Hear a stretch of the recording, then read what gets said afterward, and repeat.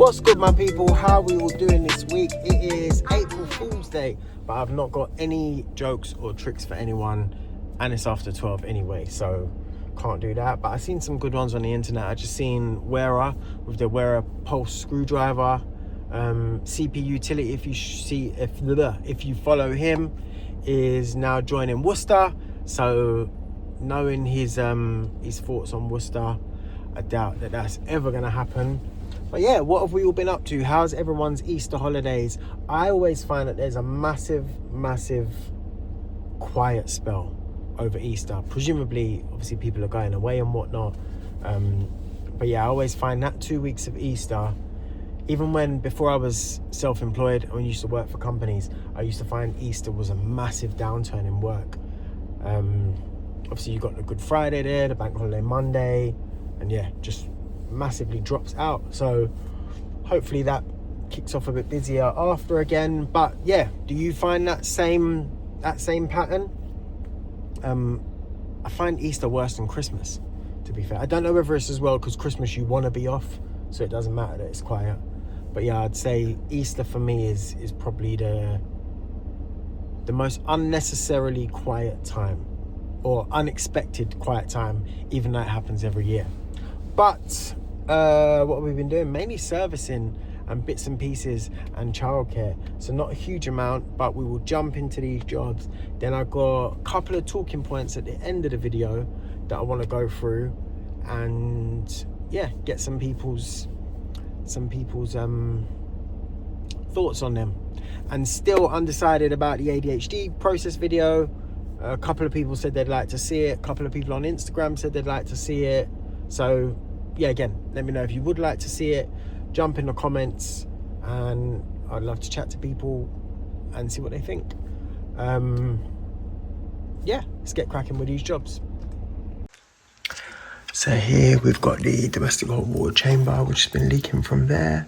Does it all the time, so I've got a new one to swap that with. And the AAV's been leaking as well, so I've got the boiler drain down. You need to disconnect these two grub nuts there, and then there's two little grub screws, one there.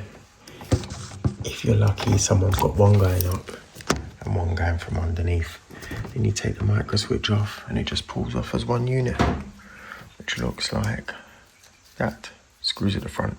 You can just replace the diaphragm, but they're just as cheap now that you just replace the whole unit. Sometimes the diaphragm doesn't seal back properly, but it leaks out of that spindle there. Sometimes, actually, so on this you wouldn't be able to change the diaphragm, but you can change the diaphragm if you're not getting hot water. That basically is almost like a flow switch or flow sensor.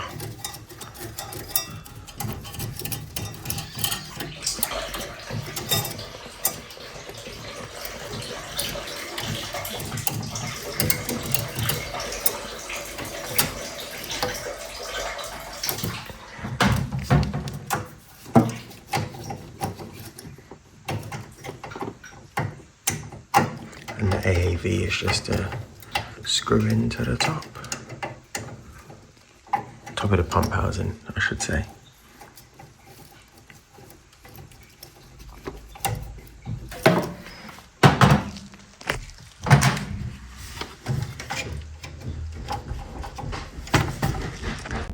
Well guys, I'm sorry about that. That was really difficult because the client was on the dining table next to me, so I couldn't really film, couldn't talk. But those parts got replaced. There's a very common issue. I've changed hundreds of them over the past. That little leaks through the spindle there. So yeah, many of them are changed. You've got the two little grub screws behind, the two little grub nuts, I guess, Venturi nuts there at the top, and it just pulls off. And then fit it reverse. I say you're lucky.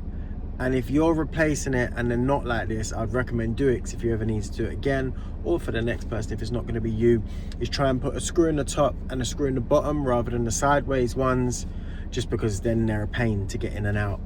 So yeah, either do that for yourself or for your fellow person, your future self, your fellow person. if someone hasn't done that for you. But yeah, most of the ones I come across are top and bottom, and obviously I always do them top and bottom myself. The same with the Worcester filling loops. So yeah, that was a bit of a pain. I apologize for that. Next job we are on to is thermostat replacement, because the customer dropped it and now just the battery bit just doesn't stay in. Basically, so they just want a new one. So I'll go and do that now. But tell me, what is the deal with reps at the moment? Anytime I go into a merchant's, I say the last 3 or 4 times I've been there and there's been a boiler rep in there. This is not digging out anyone in specific, but they just don't show you no interest. What happened to the days of the reps trying to schmooze you and, you know, chucking freebies at you and trying to just get you on board? Like, seems like they just say hello and that's it. They don't want to have a conversation. They don't want to actually sell their product, or bring you to them to fit their product. What's going on? Anyway, let's hit this next job. So this next job, I'm changing out a Drayton WR1. I'm putting in a ESi RF FW. That's a mouthful. Relatively easy job. Got your neutral live, common, and switch live on. But on the old ones, switch live on is in number 3. This one, switch live on, is in number 2. So moving over a while.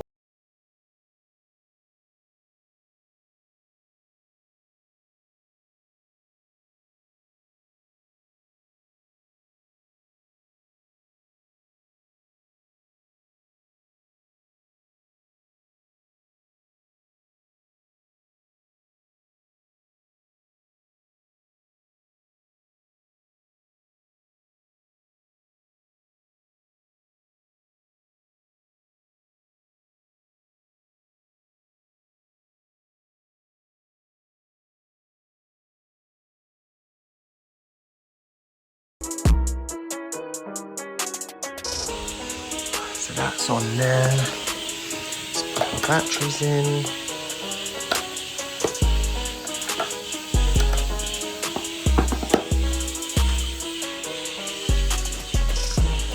That connects instantly. Off. On. And that's motoring over.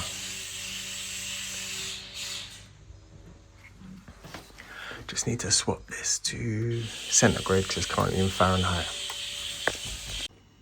So to do that, in here you've got these little dip switches, which you can switch between AC and heating, chrono. That is all these different smart things it does, almost like open firm. But we will switch to centigrade. There we go, easy as that. But yeah, these are quite smart stats. So that is that done. Another week wrapped up. Tell me something. This is, my wife and I are looking to move, and we want to move out a bit further than where we are. This camera's a bit funny. But one of the considerations for me is obviously moving my business. So has anyone done that? Has anyone moved house and then moved their business with it? So I see with a few people, they would be in a certain area, they built their business in their area, then they moved, they started to build a business in that area, then they've got lots of traveling back and forward, and there's just not really much consistency. So how do people get around that? What do they do with their existing clients? Is it just, that's just it? Do you hire more people and take someone on to try and cover that work that for the area you've left? Do you find it hard getting into a new area, especially if we were to move further out? It'd be a bit more villagey, I guess, not like a small village, but a bit more like that. So would, you know, if they got their regular people they use and they're not going to be looking for anyone else, I don't know. Be interesting, especially as like people follow me from all over, so it'd be interesting to see other people's viewpoints on that, because that's one thing I worry about, especially if you went to somewhere relatively small. They've already got their person they've used for years and years, and the whole town use it, or you know, the few people, or there may be a company there that everyone uses. So is it hard to get work when you move into a new area that's like that? Whereas obviously when you're in London, it's a bit more you know, there's, I guess, more demand and more supply. But yeah, I don't know, I think everyone knows what I'm saying. So it'd be interesting to get everyone's take on moving house and moving your business. Or do you just keep both and drive between the two? I guess that's a lot of traveling time, like a lot of downtime lost in traveling if you are doing it that way. But let me know, and don't forget to like, subscribe, comment, share, hype if we are still hyping. And hopefully I'll be back next week with some more interesting content. Got a few things coming up of people that I want to be working with. Yeah, a couple of interesting things coming up, which I won't divulge yet, just in case they don't materialize. We've got all the exhibition shows coming up soon as well. So yeah, catch you next week.